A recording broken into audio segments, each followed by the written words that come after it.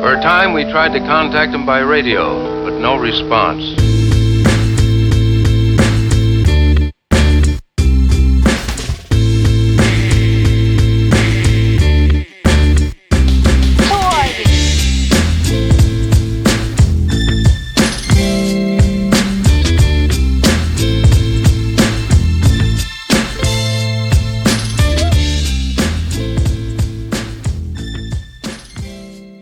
Welcome everybody to this special edition breakdown of Hell in a Cell, the Dumb Marks podcast. Today is a special episode because we have the black and white section breakdown for you, and literally black and white with two white guys, two black guys.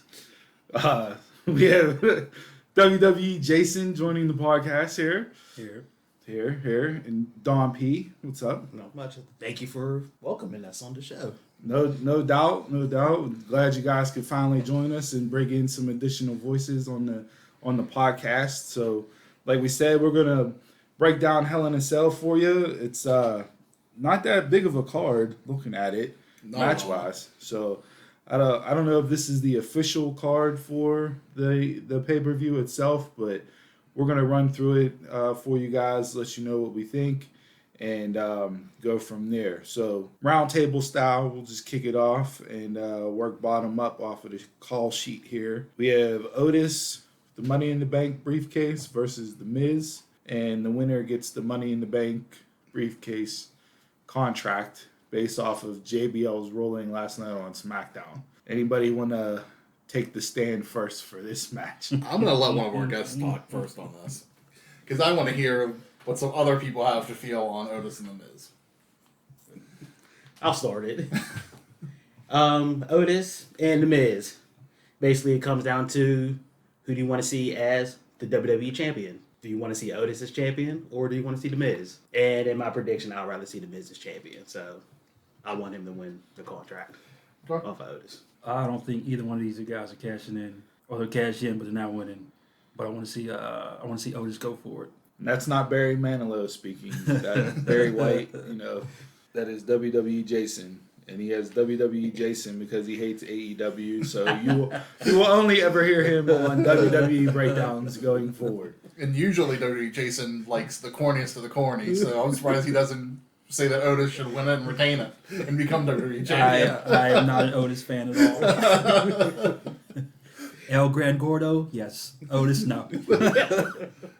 I kind of agree with you, Donald. It's who do I want to see be champion? We had talked on the show previously that I think The Miz WWE missed their cue with The Miz a couple years ago, whenever he was really hot in the mic.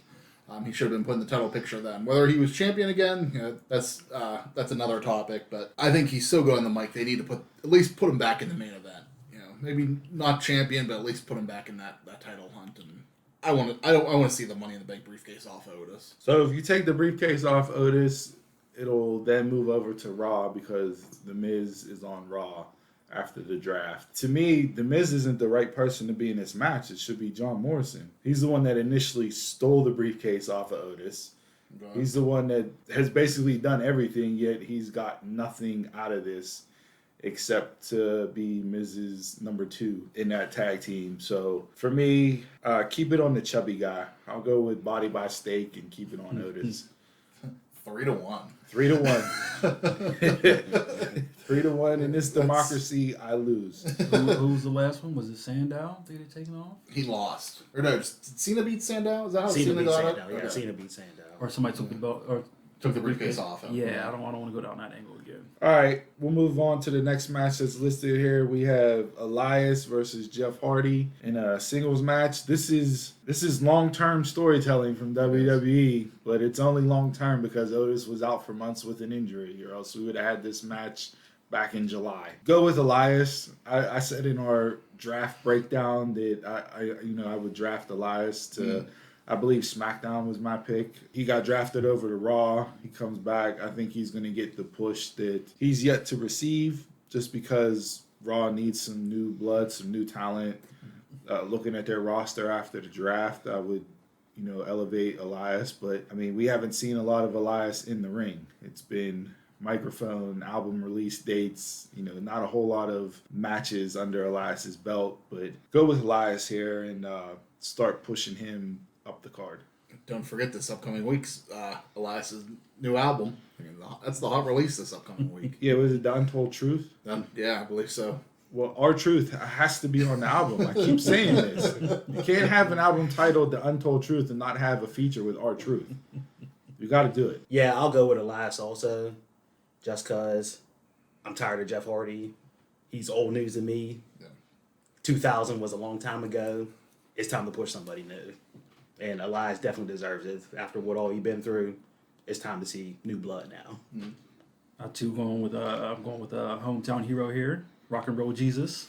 Plumboro native. I'm picking Elias. I think we're just going to make it unanimous. Got to go with Elias on this. I mean, I don't really like this match. I think it's just thrown on the card.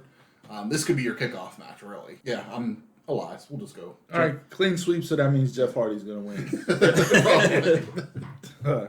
Next is Sasha Banks and Bayley, because I think they completely rushed this feud and it's not necessary. They're doing this match strictly because it's a Hell in a Cell and it's a gimmick pay-per-view. You need matches for the cell. Contract signing on SmackDown last night was done really well. I like the way they handled that. It was atypical from a normal WWE contract signing. Sasha Banks has been great all year long. So is Bayley. And That's why Bayley was number 1 on the women's list. PWI, yep. Sasha Banks 5, which was robbery. Yeah. I'm going to go with Bayley only because I still hold out hope that they write Sasha off with an injury. She comes back, wins the Rumble, and then they go to Mania to face each other for the belt.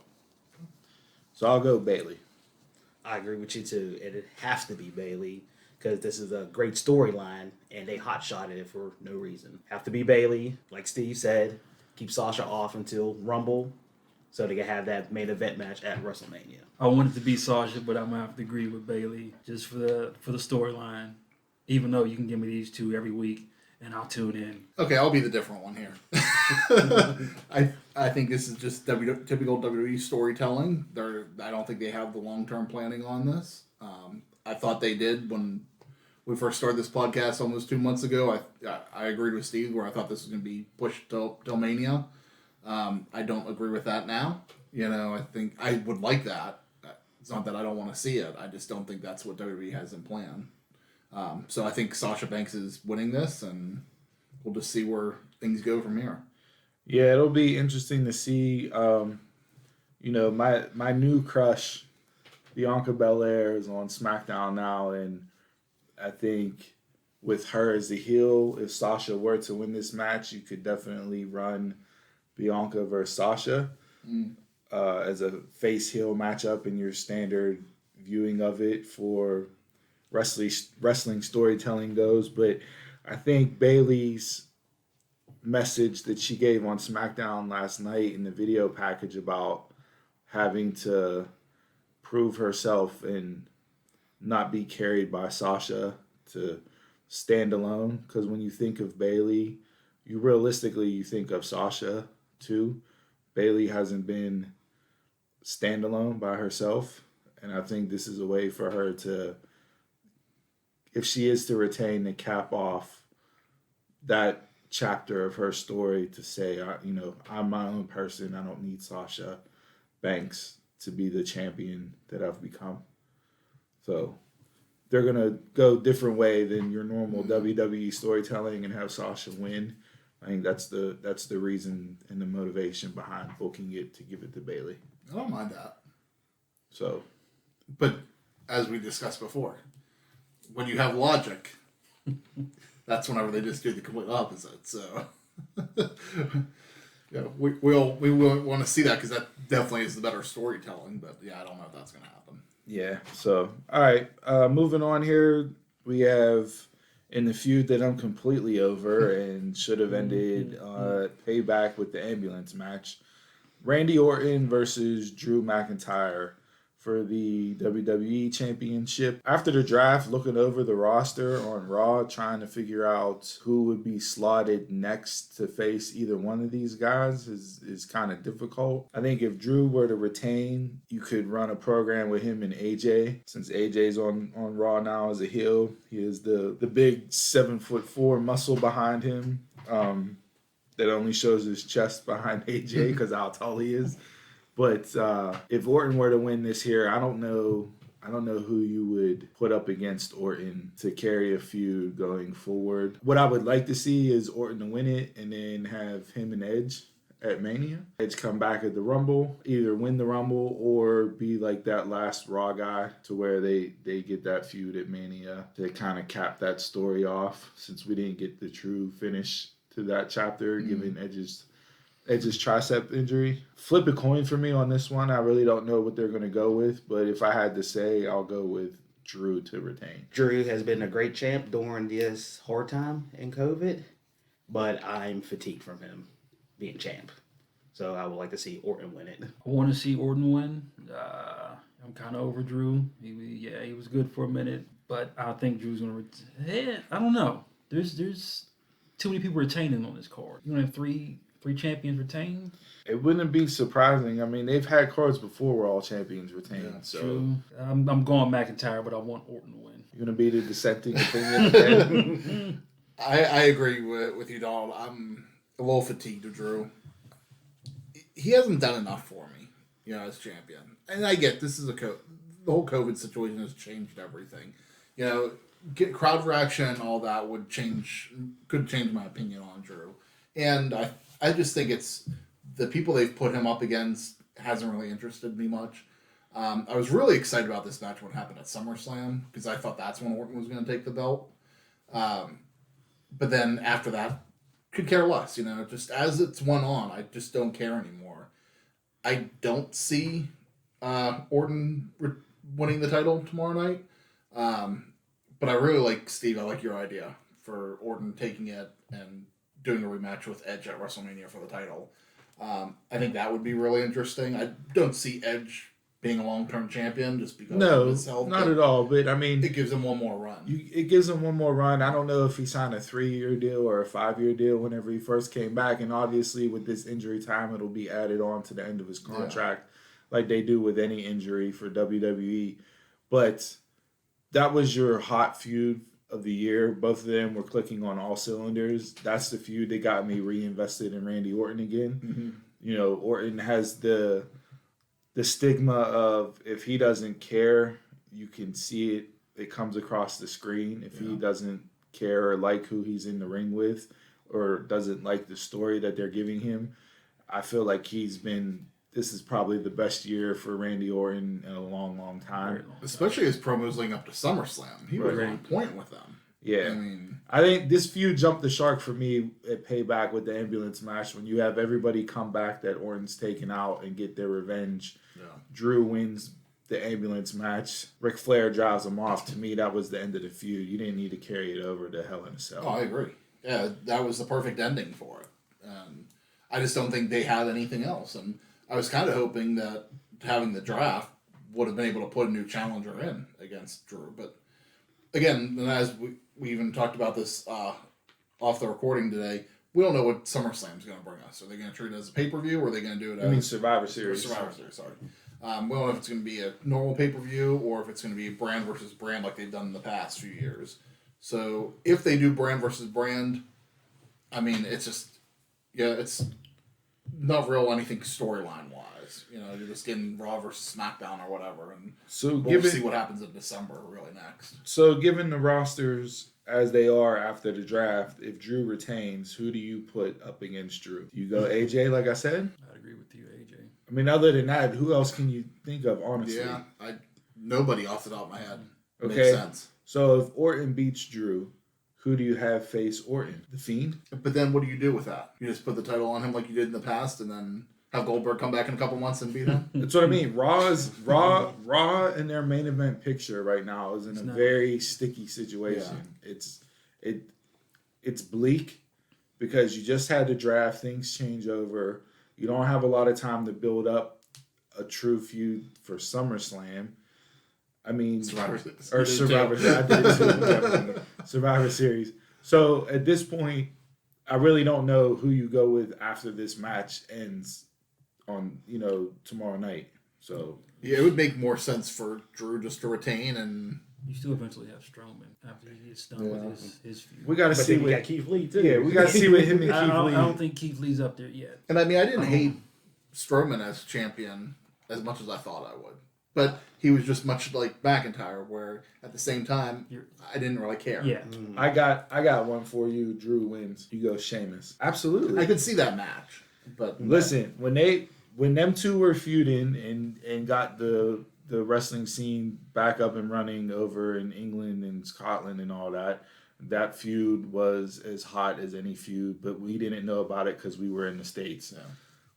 That is a match that you could go with where Drew can retain. They can get 1 or 2 matches out of it, so 1 or 2 pay-per-views, and then you move on into Mania.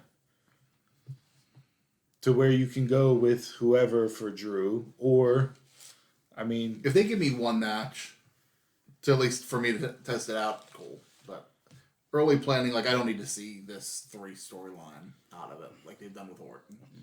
Which just circles the wagons and comes back around to why I'm not interested in anything going on Raw. Yeah, it's true.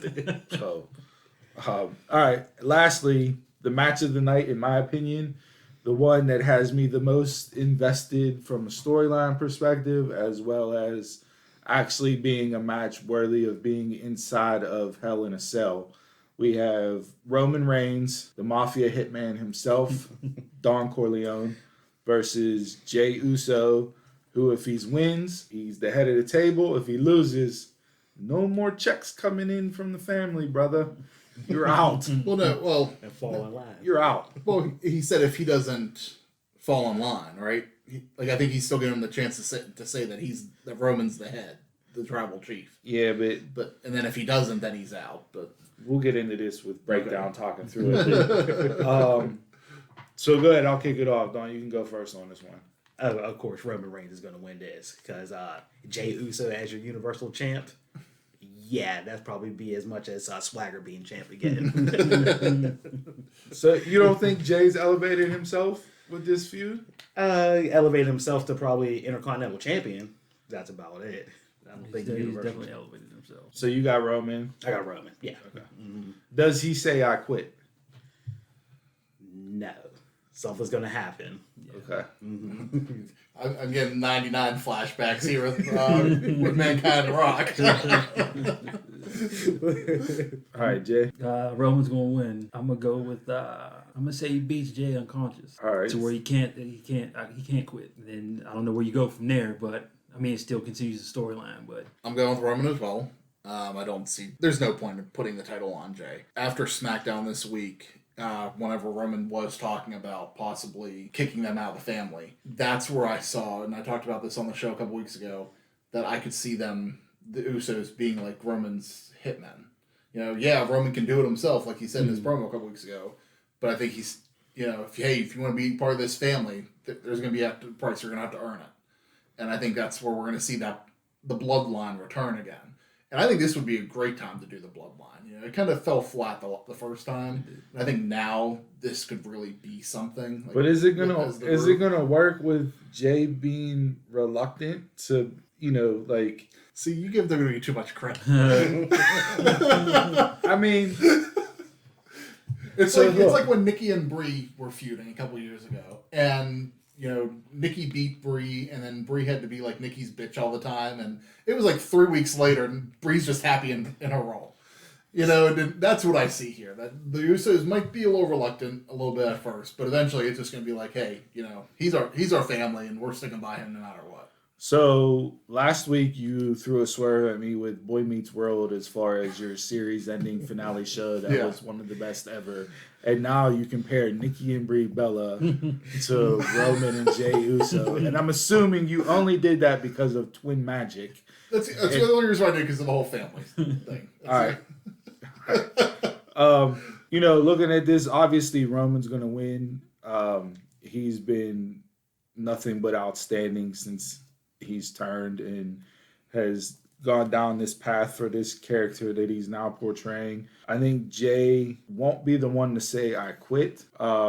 Whether it's Jimmy who does it or you have, say, Naomi come out and do it. They already did the throw in the towel though, at Clash of Champions. I think the key point in the storyline is them being kicked out of the family and not getting that money filtering down and being included, and everybody's going to turn their backs on them.